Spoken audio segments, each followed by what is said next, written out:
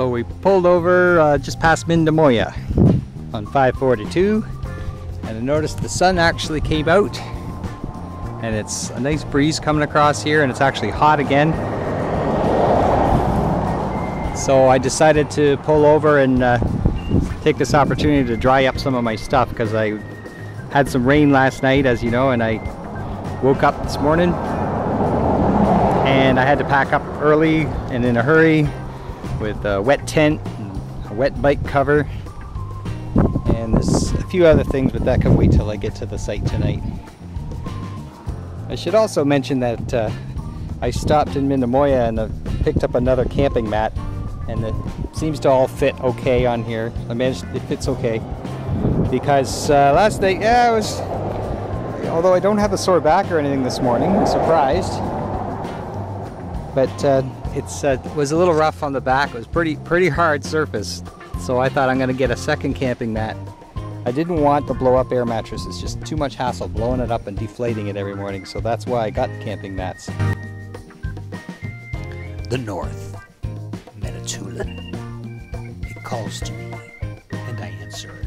I can feel the voices of the ancestors swirling upon the winds and beneath my wheels while I ride. They call me. I must keep returning here because my soul tells me it is home. It is where I am at peace.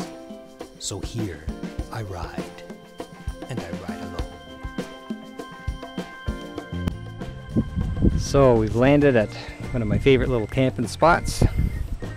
This place is so laid back, I don't even think the owner's around. And if he never shows up, I guess I don't have to pay. It's that secluded here, so. But if he shows up, that's fine. I might go ask about him. This is Meldrum Bay. Really nice little camp spot. It's like just wander in, pick a spot, set up your camp. So that's what I'm working on now. I still got to see if I can get some wood over at the store, or if I can get some wood somewhere. And I'm just unpacking now. I was going to show you quickly how to make a makeshift pillow, because like I say, you can't carry everything. So you put all your clothing that you brought, which isn't much, but your spare set of clothing, and my rain suit's pretty soft and squishy, so I'm putting that in there too. And you wrap it in your towel, nice and neat, after you've gone for a swim, of course, which I've already done. And I'll wrap that up nice, and then there's a nice pillow for you. All right.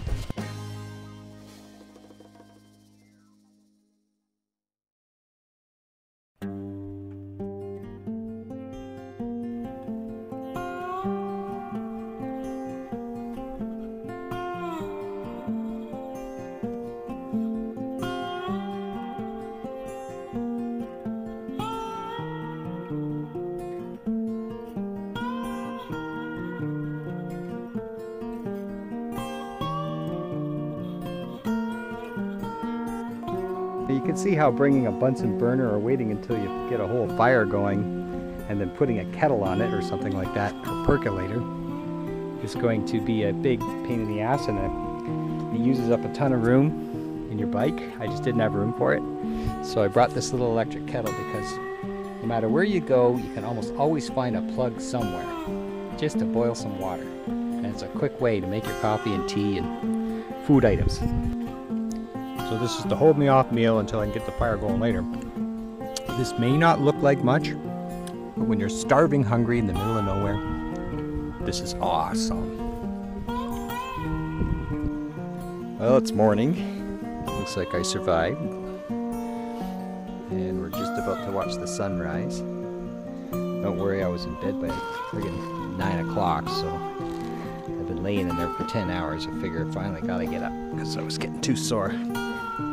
But what happens is, one thing I learned is that camping mat, I bought a second one, but it didn't seem to make any difference whatsoever on how tough the ground was. So I'm up now, it's a little after 7, and I figure I'd catch the sunrise, the Meldrum Bay sunrise. Just trying to get a fire going here.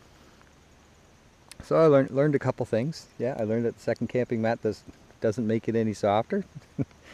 But an interesting thing about it was, as uncomfortable as it was while I was trying to sleep on that camping mat. Like, just felt like you're sleeping on a rock. But you're not sore when you get up. You're only sore when you're trying to sleep.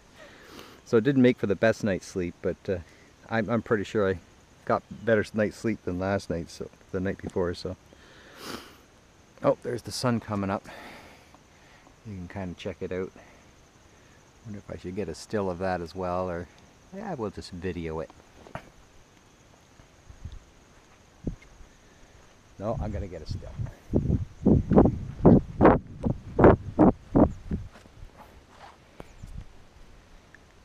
You can watch the sunrise, and I'll get a shot. Elgin Bay.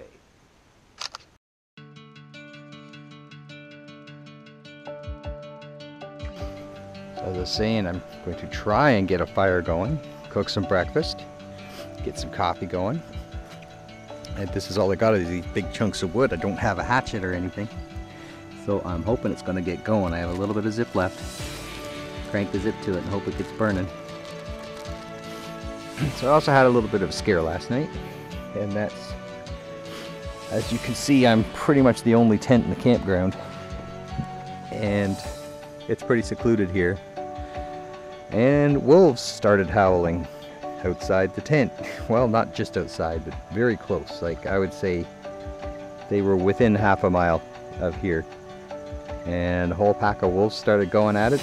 And then there was some yelping, and like one of the wolves was at a fight or something like that. And going, oh great, and here I am, the only one here. But fortunately they didn't come and bother me, but it was pretty unnerving. First time I ever had that experience. I think I'd rather have a bear shuffling around the campground than a wolf. But anyway, they didn't come near whatever they were doing. So my little egg pie and toast are cooking up nicely. And I had to cook this up because it was about 48 hours ago I mixed up that eggs and salt and pepper and spices and green pepper. I mixed all that up, put it in a jar. You know, a lot of people probably think that camping like this is just sitting around and just sit around and it must be boring. But I don't think I've sat for more than 10 minutes yet, and I've been here since yesterday. Because if you're camping right, you're constantly moving, you're constantly cleaning up your stuff and organizing your things and preparing and getting your food ready and just all your stuff, making sure everything's, you know, out of sight of animals and stuff like that. Now this is actually everything out because I just finished cooking breakfast, so now I'm going to work on getting all this cleaned up. Got to go wash my dishes. You have to wash your dishes immediately after you've finished eating. Can't just leave them laying around. So it just never ends. Look, I barely got time to drink my coffee. I was going to sit and eat some apricots too. And then, believe it or not, it's getting hot already. I might even do one more good swim. I'm telling you, man, the Dude Wipes are awesome. So I only brought about 4 or 5. That's all you need. They're super good for, I don't know, if your butt gets itchy or something like that, it soothes and makes it stop being itchy. Or in this case, I've already had a swim this morning, but if you just want to clean up quick because you're on the road, you just open this. It's like a large moist towelette, but it smells nice in a manly sort of way, and it has vitamin E and aloe. And you can just kind of rub that under your arms a little bit, and it just instantly freshens you up for the road. So it's a good little quick way of cleaning up while you're a man on the go. Dude Wipes. I endorse them. Now, I'm serious. You could never have enough towels when you're out here. Even as a solo adventurer, single tent kind of guy, you can never have enough towels. So I'm glad I brought extras. Well, yesterday I stopped and picked up extra batteries for both my portable lantern and my little flashlight, because you don't want to be stuck here when it gets dark in a tent with no light and not be able to see a darn thing. So I was concerned that if this thing ran out, the battery ran out, then I was going to be in a problem. So I spent like 20 bucks on new batteries for both of them for backups, and then they end up not using them. So this thing is pretty efficient. It just uses LED. Opens up like that. Look at that. It's still bright as when it was brand new. And I've been using it for, well, more than 2 nights, because we were using it before on another camping trip. It's still going on the same 3 little batteries, three AA batteries. That's it. and this one uses 3 AAAs, and it's still bright as ever too. So I kind of feel like I wasted 20 bucks, but well, I still get to keep the batteries. We'll use them eventually.